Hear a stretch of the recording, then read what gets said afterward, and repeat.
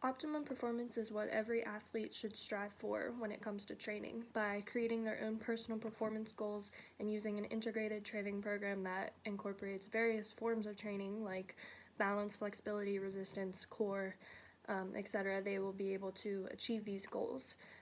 The program should be systematically developed for the individual athlete and follow a progressive system such as the Optimum Performance Training Model or OPT model.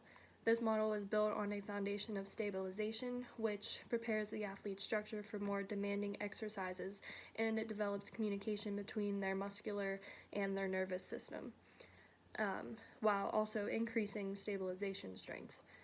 With successful completion of this level of the model, they would then progress to the strength level, which incorporates endurance, muscle growth, and maximal strength. It also enhances stabilization strength while also increasing the prime mover strength. Lastly, the athlete would then progress to the power level, which emphasizes speed and power to produce muscular actions. Each level of this model builds onto the other, ultimately progressing the athlete through training to achieve optimal performance for their specific sport. McGill 2010 looked at core training, which is believed by many to be one of the most important types of training for athletes. The article focuses on individuals with back pain and how core training can help with their performance and injury prevention. McGill talks about how the objective of many training programs is to increase strength in the core and range of motion in the spine, which could be problematic for some individuals.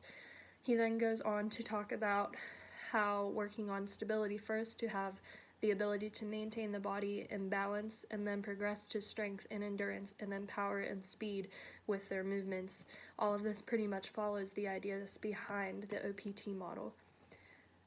Injury prevention, in my opinion, is a very important part of athletics and sports performance training. Coaches and sports performance professionals want their athletes to maintain good health throughout the entire season and in the off-season so they can continue to work on their game without any interruptions.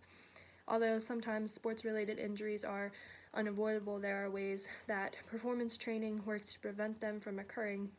Injury prevention is incorporated in the OPT model with the progression levels. No matter what type of training is being done, there are exercises available in stabilization, strength, and in power. In 2010, Lephart et al. Used an integrated training program to look at neuromuscular and biomechanical changes in female athletes and how they associate with knee ligament injuries.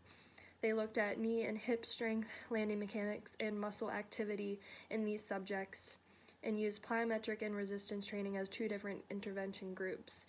They concluded that the plyometric training protocol, composed of stabilization, strength, and power exercises, could be used for further improvements in the movements, reduction in injury, and for muscle activation patterns.